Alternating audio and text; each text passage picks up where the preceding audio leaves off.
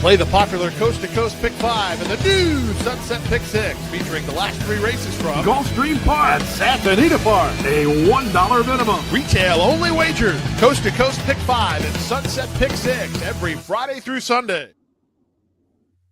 This week, we'll be taking a look at the Coast to Coast Pick 5 sequence. The we is me, Gino Bacola, and my good friend Barry Spears, the sniper. We're going to look at Gulfstream Park, races 11 and 12 for Saturday. Santa Anita, races 5, 6, and 7 for Saturday. Barry, things are crazy right now because there's a lot of cancellations, but we end up having a pretty good Friday and Saturday of racing coming up this weekend. You and I are recording on Thursday. But on Friday, there's going to be the Withers and some of the Aqueduct races. On Saturday, we've got Oaklawn with the Southwest and some of their stakes races. So some of the races that have got delayed have been shifted. So Friday is going to be pretty good. Then on Saturday, Santa Anita has the Robert Lewis and a big stakes day over there. And Tampa Bay Downs has a couple of their big stakes races with the Sam F. Davis. So 4 Kentucky Derby points races between Friday and Saturday. Yeah, it's starting to pick up. The only downside is Naira isn't able to kind of pick up at this point. They're still getting hit with that really, really bitter cold weather, and it's affecting some of the races and some of the Derby preps possibly down the road. But we'll see. Hopefully this weather breaks and they get a little bit warmer so at least they can run. One thing that it should not impact for this week is a big NHC Super Qualifier. So this is on Saturday, February the 7th. Play at ExpressBet or at Santa Anita. You get 1 NHC seat for every 15 entries into that tournament. So it's Gulfstream and Santa Anita races throughout the day. Check that thing out. Those are these 2 tracks that we're going to be looking at during the Coast to Coast Pick 5, and NHC just about a month, a little over a month away. So yeah, I got be heading out there to do some work. That'll be a lot of fun. But we have business to attend to, my friend. We have a Coast to Coast Pick 5 sequence to look at. And what I actually like, they will kind of try to pick and choose the races sometimes. And some of the times it ends up being like a really long couple hours. But this one actually is pretty quick. You go right from Gulfstream race number 11, which is at 5:18 Eastern time. And then you go over to Santa Anita race number 5, which is just about 15 minutes after that. Like 12, 15 minutes after. Then you go back to Gulfstream, race 12, then Santa Anita 6 and 7. So this is one of those real, like, almost out power hour type wagers like it used to be, where it's the Magna 5. Yeah, exactly. That Magna 5, where it was boom, boom, boom, boom, boom, all in a row. And we get things started with Gulfstream Park, race number 11. Let's take a look at this group, Barry. Remember, we're always diving into the daily racing form, past performances. If you're ever curious what we're looking at, we have the all access PPs. That means when you pull it up, you can look just like the racing form that you've grown up with, where it's very basic. Or if you're someone who likes to do your handicapping online and get into the charts, get into the pedigree information, get into all the stats database, that's what the formulator past performances are. Then Timeform US, that's where they give us some of the charts. That's where the early pace and pace in general is just a little more important for their speed figures. They show us how the race is going to play out. We can look at their past performances, which give us some different information. So lots of good stuff with those all access PPs. Looking at this race, I just didn't think there was anyone that was really easy to just love in this race, because a lot of the horses that are going to be short prices, I think they make sense, but you can poke holes in. The 3, obviously, Fast Town comes into the William Walden barn for the first time. He was a big winner, Barry, back in July at Ellis Park. He earned a big speed figure. The number to mention for this, over the last 35 days, William Walden, 9 for 22, 41%. With a $5.38 ROI. His average winning payout, $13.15. So this barn is rolling. They're going to take over Fast Town.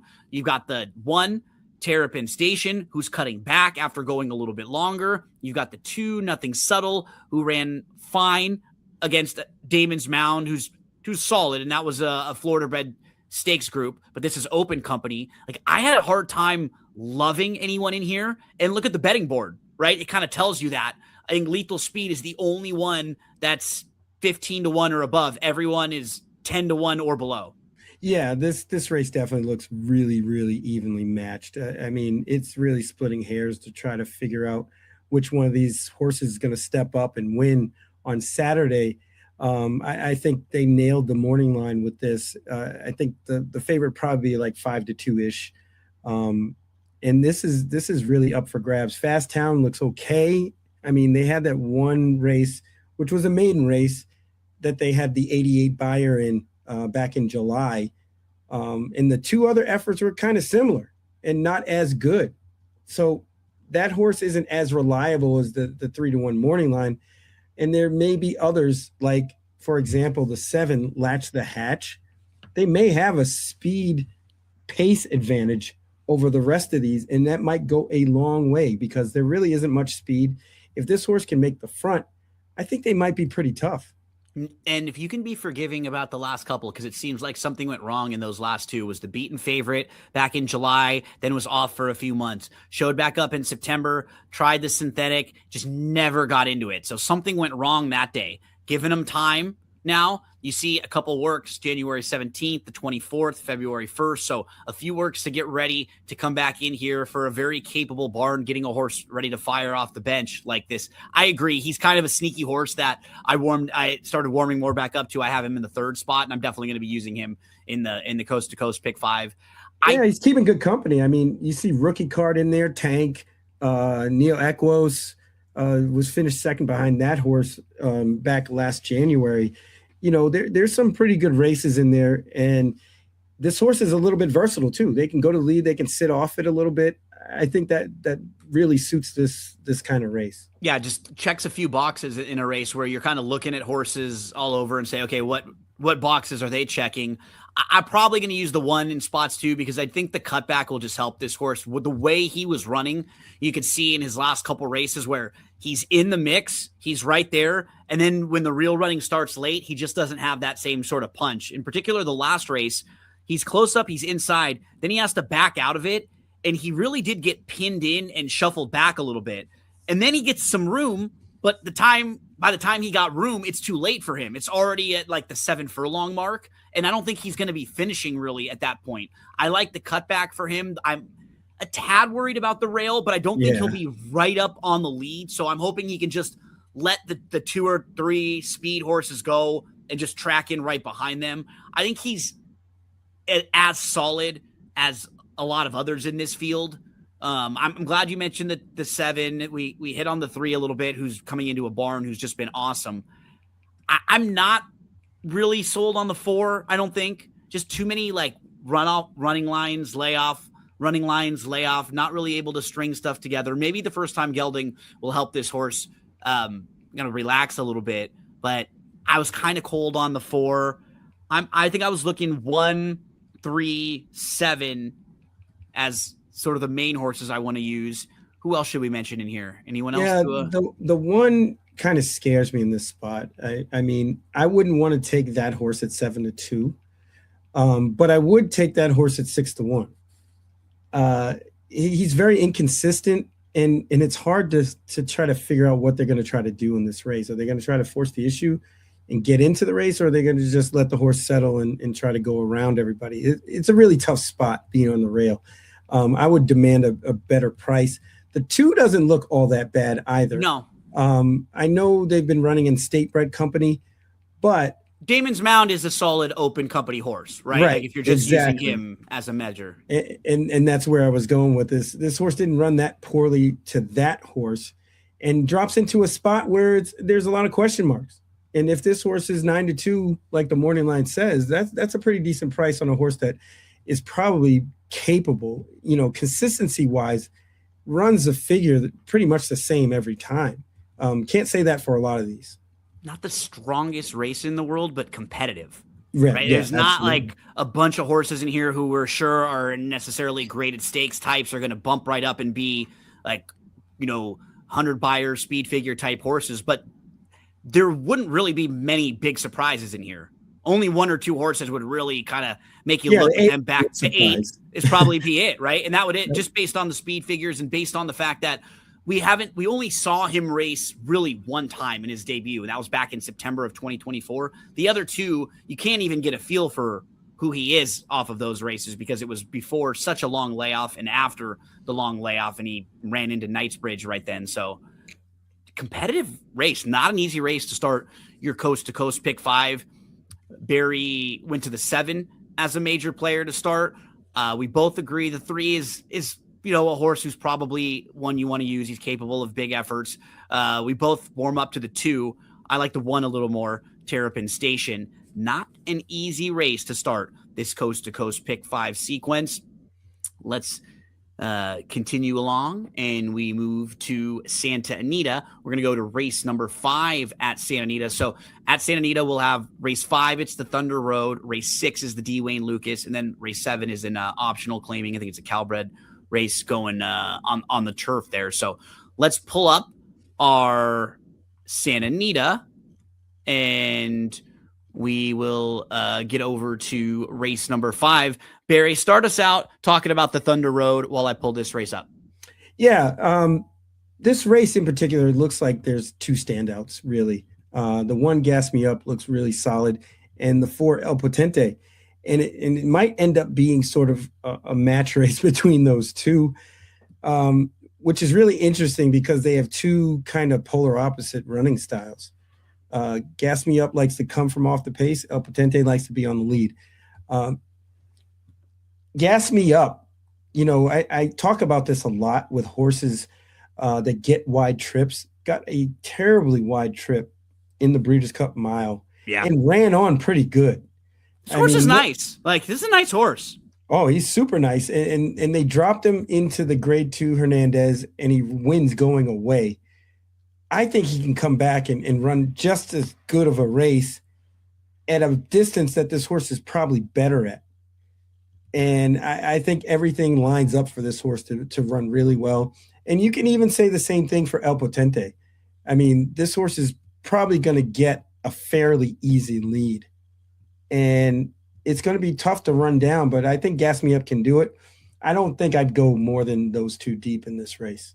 So for El Potente, he wins this race last year, and at that point, he had won back-to-back races, and he looked like he was really going to be at the top of this mile division in Southern California, and then he got injured, and he didn't run from February to November. Showed back up in November, and it was a race that he needed. In the Seabiscuit, he ran really well. Then on December 29th in the Hernandez, he tried to sit off a little bit, going 6.5 furlongs.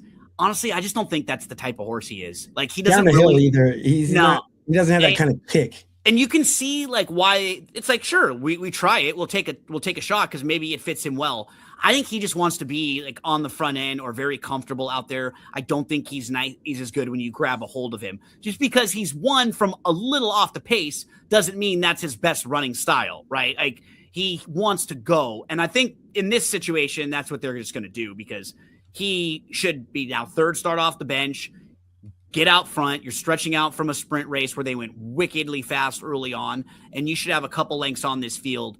And I agree with you. It just, like, these are the types of races where I don't like going double up or triple up, but it is really hard to not look at the top 2 and see races where the 1, Gas Me Up, might just be better than El Potente and might just be in fantastic form right now.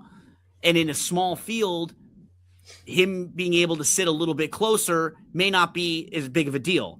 But El Potente, very easily, this is as perfect of a spot on paper as you can get for him to try to get that front end, 3rd start off the bench. I think, if you want to make a decision and try to single either one, that's fine. I prefer to the types of horses that I single. I talk about this a lot. I prefer to single horses in races where I like a 5-1 shot. A horse that I really like that I would bet to win are generally the horses that I single when I put my tickets together, because in a race like this, like, I don't love either one of these horses in here. I think they both make sense at the short prices that they are in a small field. And when that's the situation, I'd rather just try to make it through this race and key on an opinion I have that's stronger. And most of my stronger opinions are just bigger prices when it comes down to it. Sure. That's the most logical way to play it, because of the fact that not using a favorite, let's say, as a single, will knock people out of the pool when you have those kind of singles, and then you'll have to spread in other places where people don't. And it's the old zig where they zag kind of situation. And that's always positive for a horse player. Yeah. El Patente, see if he's going to be tough on the lead. You've got from the opposite end of the spectrum, Gas Me Up. He's trying to come from way, way out of it. If you were looking for a different horse, like I was trying to get to Nameron a little. I mean, he could do it, but he just doesn't want to pass horses late. It's a little strange because he ran well against Test Score. Like all three of his races, if you look at the horses that he was in front of, I mean, he finished in front of Layabout, who just came back and won the McKnight. He finished in front of Tish Dashing, who is a graded stakes winner coming out of that race at Kentucky. So he was a good third there. Then he comes back out of that race in the Twilight Derby. Again, that's a good third. You just pointed out he's behind Test Score, who just won the Pegasus World Cup Turf. He's not far out of that win. And then again, he comes back in the Mathis Mile, but that race, he was a heavy favorite. Didn't really have many excuses. None. He should have been able to beat that field if he's going to step up and face a group like this. So while his overall body of work is fine, that last race in particular was hard for me because that's the type of race against 3-year-olds. It's a small field at Santa Anita. He just faced a lot better in back-to-back starts, and he couldn't seal the deal. So we'll see if he can in this particular spot. But I think for a lot of folks, they have to figure out what they want to do with Gas Me Up, with El Patente. That's going to be the decision to make here in Santa Anita's 5th race. Let's move on over to race number 12, closing things out at Gulfstream Park. So this one, Barry, will go to the turf course, 7.5 furlongs on the turf. And I didn't think at first glance there was all that much early speed for this type of a 7 furlong race. Kind of curious what Timeform US says. They've got the 4 and the 9, so they think it'll be a little closer, fair, honest. But I sort of disagreed because I actually am going to throw in a big long shot in some of my tickets. I think there's a chance the 1 might be the quickest horse in this field, and I don't know how good she is, and I don't know necessarily how far she wants to go, but I think there might be some versions of this race where this horse gets a little loose. A lot of these other horses are sitting back, they're kind of tracking, and she sneaks away. But that's from a pace standpoint. From a betting standpoint, the 2 Wine on Sunday, she's going to get bet. I want to show her race in a minute because it was awesome, her debut race. We've got Maylani, the 4, who's 8-1. We've got the 7 Slippers. Debut was really impressive, winning at 5 furlongs on the turf. Then ran into the awesome Sister Troyenne in her second start, and that was also on the synthetic. That was also going long. Wouldn't be shocked to see Viva VN and Just a Minute take some support. But I was teasing the Wine on Sunday race, who's the 5. And this was just visually really impressive. And Brian Lynch's barn has been going awesome over the last couple months. So with Mario aboard. You're absolutely right. And we've been giving him credit every time. Like he's been really riding well. You got to go when you go somewhere new, you got to find that new relationship, right? You have to figure it out. And he really did. So look at the 5. That's who we're going to be watching in this particular race. That's Wine on Sunday, who is towards the back of the pack. At this point, she is right there on the in the 2 path. So she's like right to the outside of the 2. That's where Wine on Sunday is. So she's about 5 lengths off. She's 7th or 8th. And not in the easiest of spots either. There's a little bit of traffic right there. Has to kind of wait. But we can go a little farther and watch the move that the 5 makes here. And what really impressed me, Barry, was that this horse was handy. She was able to kind of maneuver, go outside, inside, like in between horses. So watch the 5 now, all white silks, white cap start to come into it. So she ducks to the inside. Then she's going to go around the 6 to the outside here. And look at the 13 who's not stopping. This horse just struck the front and is finishing, and watch the 5 run this horse down. And really I have to say, Mario only went to the stick one time. all he did was show her a little bit of room, and she tapped her just was once, reaching out. And then he tapped her once on the right-hand side when she was making that kind of inside to outside move and showed her the whip, and she flew home. I mean, it doesn't get too much more impressive than that. And honestly, it's always impressive to me that they knew the horse was going to do that in a race that they never ran, ever, with a bunch of other horses that haven't run either. First time out of the box, and they didn't go that fast early on either, right? Like, it was just a good effort from a really nice horse. This filly is nice. Yeah. So what do we do with her? How you want to use her and others, or how are we going to play it with her? You got to use her because that was just way too impressive. We don't see too many debut winners like that. No. I would also use the 8 Viva Vienne. Sure. I like that race coming off the bench first time after the layoff from October 16th to January 9th. That was a really good effort. And I think this horse, the addition of Lasix may have put this horse over the top. And I think second time this horse is really going to run well. They were 26-1 in that race, January 9th. Will probably be around what their morning line is, but I think they stand a better than average chance. So if you get 6-1 on a horse like this, I would really look hard. I mean, they have experience over Wine on Sunday, which could help. But yeah, I'm definitely using those two. The 8 Viva Vienne was really impressive too. Had nowhere to go, finally got a little bit of room, and was kind of looking for room, kept trying to go to like the inside and then in between horses. And then like the third or fourth time, Javi was finally like, I'm just going to go out wide. And he just came out widest of all and still almost got there. And if he would have just maybe, and I'm not saying it was a bad decision. Like he's looking for room a couple different times and then was like, I have no other choice. I'm just going to go wide. If he may have just gone wide to start, he might've won the race. But you got to make that decision. And it looked like there was a spot maybe in between or down to the rail, and he just didn't get the opening there. So now he's got her figured out. Javi's going to be aboard for the second time. I think she's the one that you want to include. Absolutely. I mentioned the 4 too. What I like about her is she has some speed, but she can also finish. So she just won at a mile. She can sit close, but she can try to, but she may be able to have the one go as like a long shot, have a target there. Maybe the 4 is the type of horse that gets the jump on the horses that we were just mentioning, the 2 and the 8. So I'm going to throw the 4 in some spots as well, just because I think she could get a really nice trip in here. I kind of agree with you with the pace scenario, though. I think the 5 is probably going to get involved early too. Who lost to Sister Troyan, which, it seems like everybody has. Yeah. And that was on the synthetic too, right? We could put a line kind of through that. It was.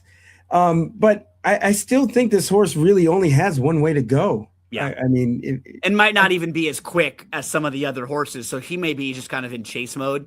But she may make the race a little faster. Competitor just being in it. Yeah. Yeah. Just going. And I think that makes a difference. That helps a horse like the 7 too, right? Slippers, who wants to sit off a little bit.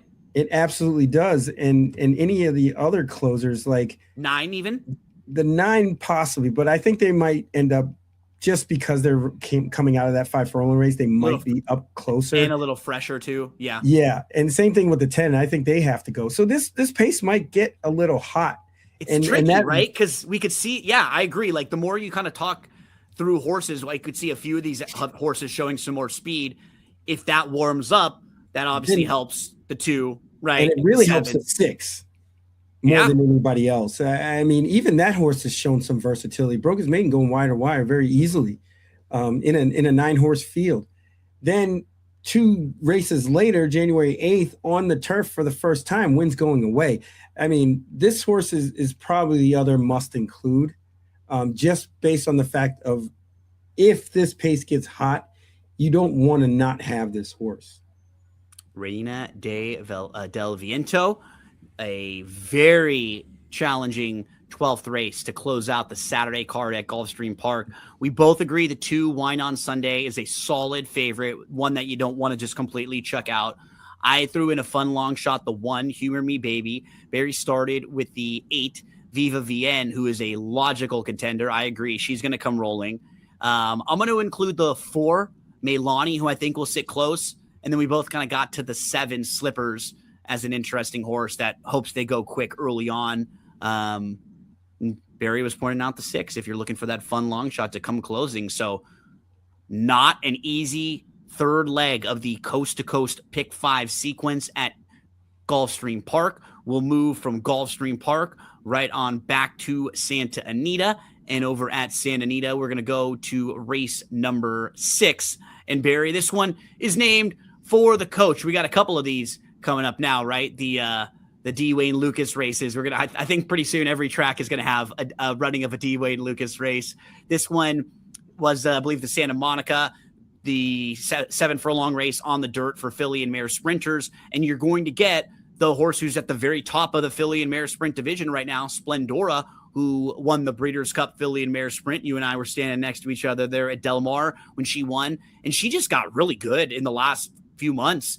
What's funny is she was not even a graded stakes winner going into the Breeders' Cup. But look at some of the horses that she had been behind. Copian, Ricci, Kinza, Seismic Beauty, Splendor, and then when she starts winning. So she had been consistently behind other really, really nice fillies and mares, and finally just kind of put it all together. And in that Breeders' Cup, I mean, she sat a few lengths off the pace, and she swooped the field, and she looked like a winner all the way around. She was traveling well. Like nobody else looked like they were winning that race. Yeah, she looked great that day, and I don't expect that not to continue. But there is a horse that really, really, really interests me in this spot, and it's the 4, Arena's Charm. Nice.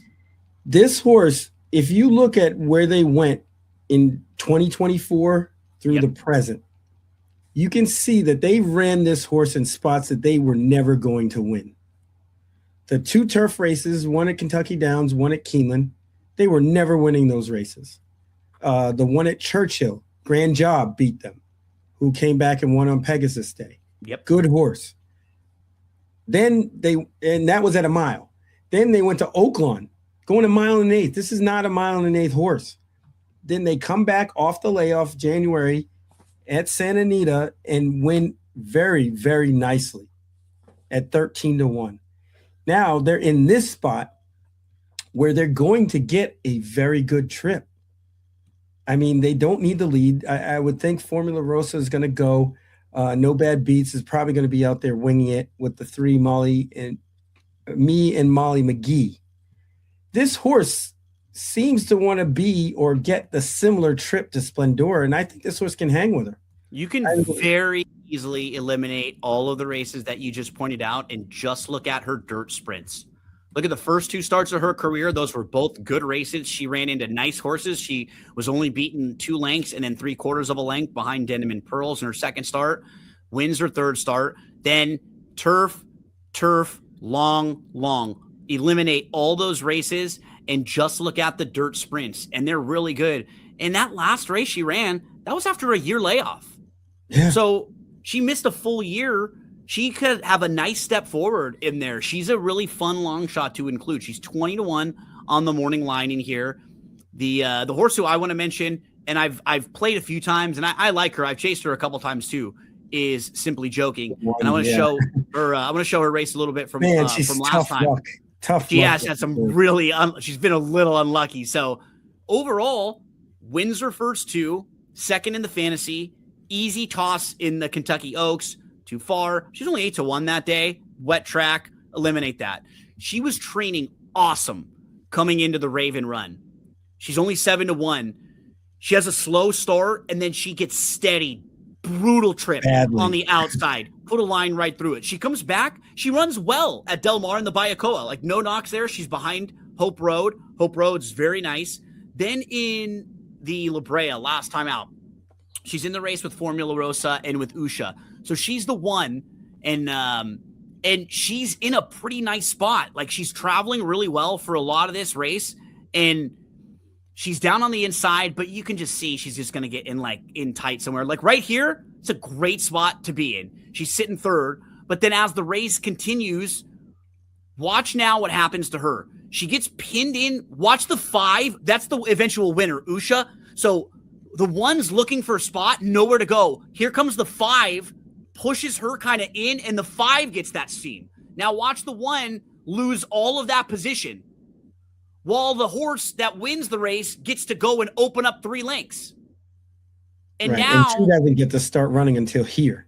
Now it's too late. Right. Like now it's too late. And now her stablemate on the outside, Formula Rosa, is building up her momentum. But I don't think she was going to win that race that day. But if she was able to get like a length or 2 jump on the 5, get her momentum built up, you know what? It's a different type of race.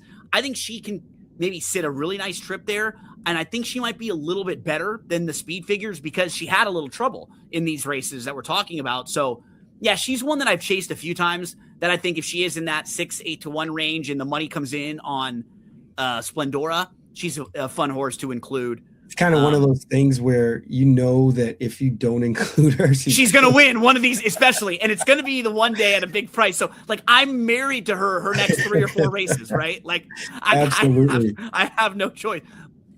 But the thing as a horse player, we always do have to weigh is, you know what, if she continues to be 7 to 1, 16 to 1, 5 to 1, only needs to really win one of those times for it to matter, right? For it to make sense for you and to still kind of, you know, get you up for using her those few times. So as long as she continues to be fair prices, and I think she's a little bit better than what she's shown, I just don't want to take her in places where she's a short price at that point and then swallow like, you know, 5 to 2 or 2 to 1 if she drops in class. I'd rather have her in spots like this where she can kind of punch up a little bit and see if she's got a big one in there. So got to mention, it would be cool if Lemon Muffin, the formerly D. Wayne Lucas horse, won the D. Wayne Lucas, but her last 4, Barry, they are just not great. Not good enough. She needs a setup, I think, and she's not fast enough to finish with these kind of horses, but it'd be nice to see. I think we're pretty good on the D. Wayne Lucas. Anything else you want? You hit on me and Molly McGee. I like this filly. I think she's talented. Her first 3 races were all very good. Then she had to go on the bench, off Lake Lasix in the test and didn't fire. So this is a long time for her. Now I just kind of want to see one when she steps up and has to face the Breeders' Cup winner and a couple other pretty tough fillies. Yeah, no, I totally agree. Okay, race number 6 as we move on to the closeout leg of the Coast to Coast Pick 5. That is race number 7. This one is a mile on the turf. So what is kind of tricky about this race, Barry, is you've got the 1, the 2, the 4, and the 7 are the short prices on the morning line. But there is a likelihood that they all are showing early speed. Oh, yeah. So that's what, right? Or any combination of them. So that's what makes the race a little tricky, is that you've got like the best horses in here are all horses that want to be close. And the 7 is probably going to be pressing that pace. Absolutely. So I do think this is a race where you could possibly get a long shot from off the pace. Can you find that closer? And what I had to do in this race, it's kind of something that you and I talked about, that process of elimination handicapping, right? Where now I'm looking at this race and going, okay, I definitely want to have at least one closer in the mix on my ticket. Who is the strongest of the closers that I wanted to look through? And I'm looking through the field.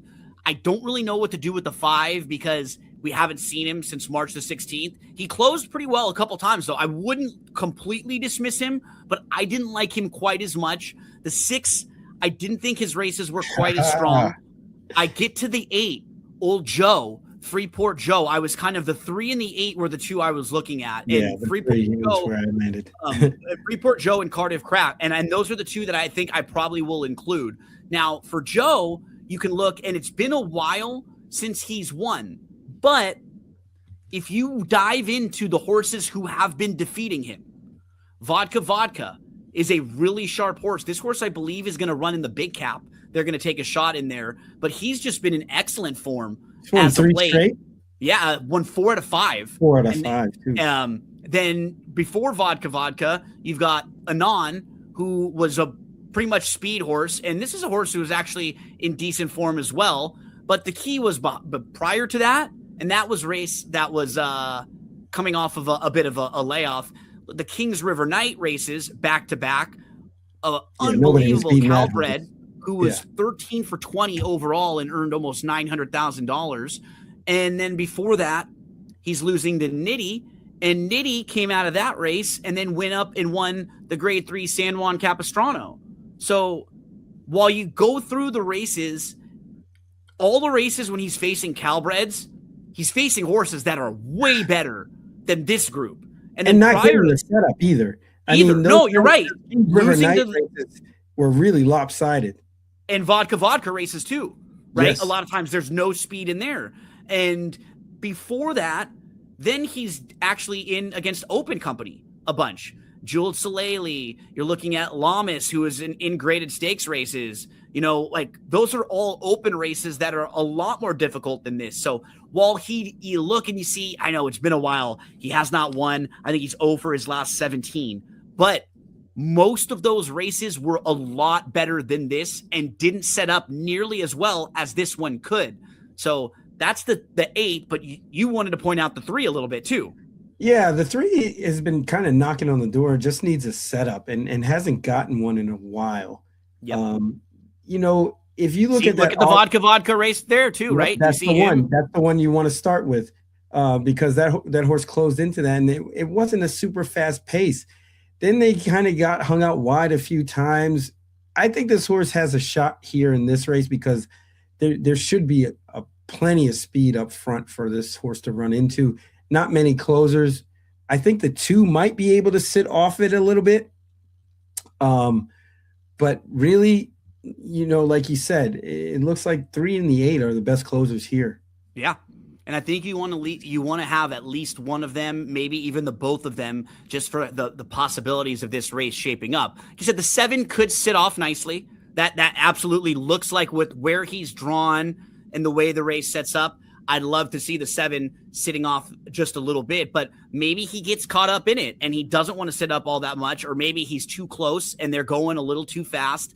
And that's when I think both the 3 and the 8 have big shots in here, because some of the other speed horses going to be a little tough. Though I think the one that I'm going to use is the 2.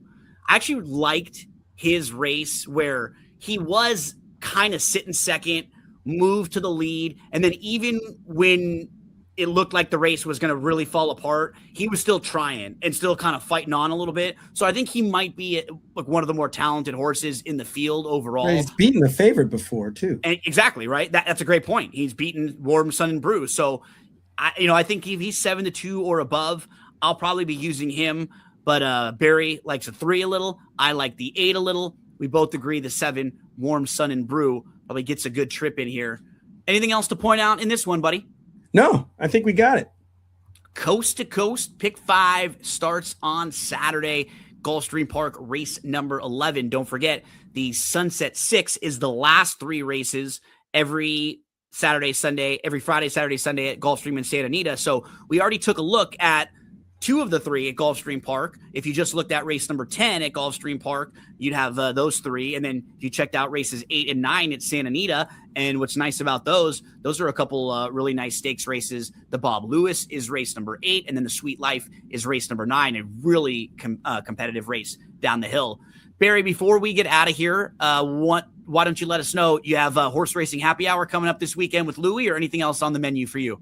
Yes, sir. Horse racing happy hour going off tomorrow at 2 p.m. Eastern, going over this whole Santa Anita card. So we'll break that down for you. But yeah, that's pretty much it. I'll be out at the Sam Davis on Saturday. Nice. So I'll have some fun out there. And, if you see me, say hello. Stop by and say hi to Barry out of Tampa on Saturday. Don't forget about that NHC Super Qualifier. You can play along at ExpressBet or out at Santa Anita. If you're playing the races from Gulfstream Park, head on over to shop.drf.com. Best of luck this weekend, folks. And one more time, here are the details on the Coast to Coast and the Sunset 6. Play the popular Coast to Coast Pick 5 and the new Sunset Pick 6, featuring the last 3 races from Gulfstream Park at Santa Anita Park. A $1 minimum. retail only wagers. Coast to Coast Pick 5 and Sunset